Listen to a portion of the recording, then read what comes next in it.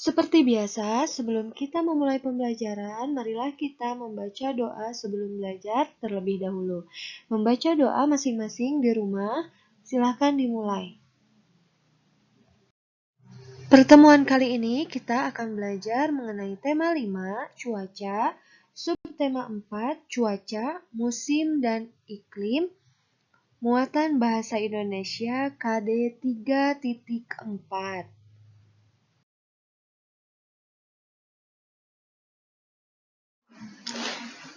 Materi yang pertama yaitu mengenai menemukan informasi dari teks tentang cuaca, musim, dan iklim.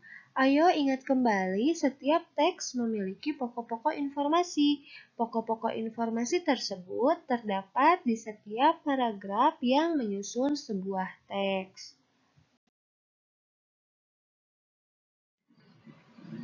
Kemudian, untuk memperoleh pokok-pokok informasi dalam sebuah teks, kita dapat membacanya secara cermat. Dengan membaca cermat, kita akan lebih mudah memahami isi teks secara menyeluruh melalui pertanyaan-pertanyaan yang diberikan. Sekarang, Ananda semua coba buka buku Bupena halaman 75 dan coba baca teks tentang cuaca, musim, dan iklim. Nah, agar Ananda dapat memperoleh pokok-pokok informasi, silakan Ananda kerjakan soal-soal yang terdapat di dalam buku Bupena tersebut. Ini tidak perlu dilaporkan ya.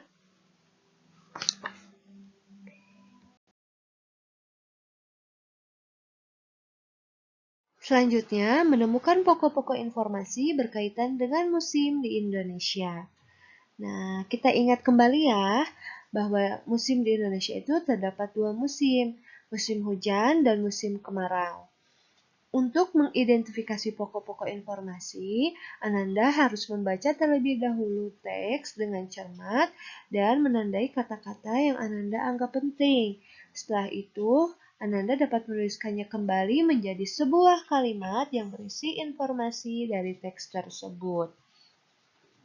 Ananda bisa berlatih untuk menandai atau menggarisbawahi kata-kata yang Ananda anggap penting dalam teks halaman 80. Silakan Ananda baca terlebih dahulu, lalu Ananda amati dengan cermat dan tandai kata-kata yang pentingnya.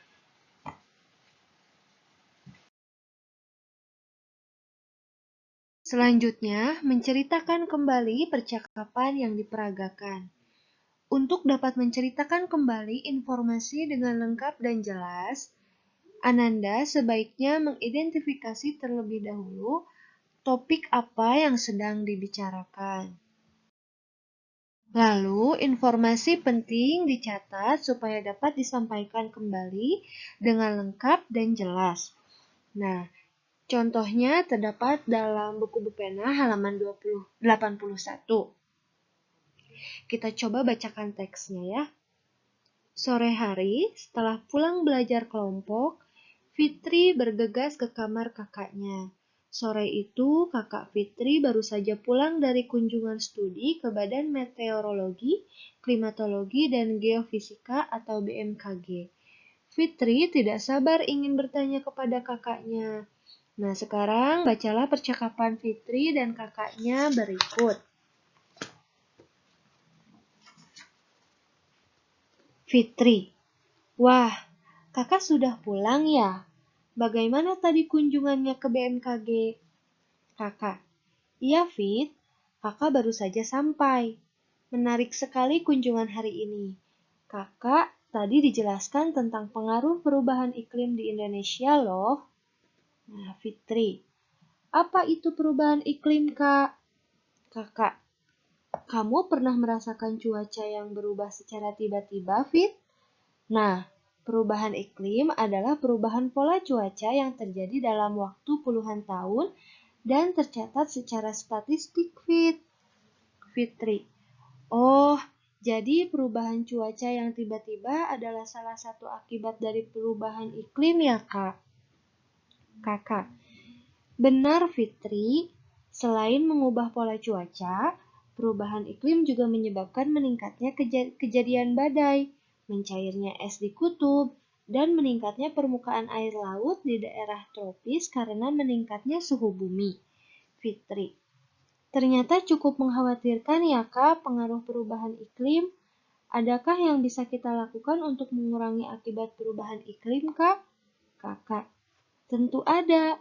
Supaya akibat perubahan iklim tidak semakin parah, kita harus merawat lingkungan sekitar, misalnya dengan mengurangi polusi udara, menanam pohon, serta tidak menebang pohon sembarangan. Fitri, wah, banyak ternyata yang bisa kita lakukan. Setelah mendengar hasil kunjungan kakak, aku akan menyampaikan informasi ini ke teman-temanku ya kak, supaya mereka juga ikut mengurangi dampak perubahan iklim. Nah, sekarang silakan Ananda cari topik apa yang terdapat dalam percakapan tersebut. Lalu silakan Ananda ceritakan kembali dalam kolom halaman 82, dicatat informasi-informasi pentingnya.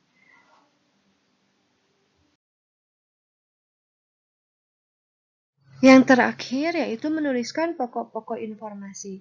Setelah kita belajar menemukan, mencari, menandai, dan juga menceritakan kembali. Nah, terakhir kita harus menuliskan pokok-pokok informasi. Sebuah teks tersusun dari paragraf-paragraf yang mengandung pokok-pokok informasi. Setiap pokok informasi dapat dituangkan dalam satu kalimat utama dalam paragraf. Kalimat utama diperjelas oleh kalimat-kalimat pendukung dalam paragraf yang sama. Setiap paragraf terdiri dari minimal 3 kalimat.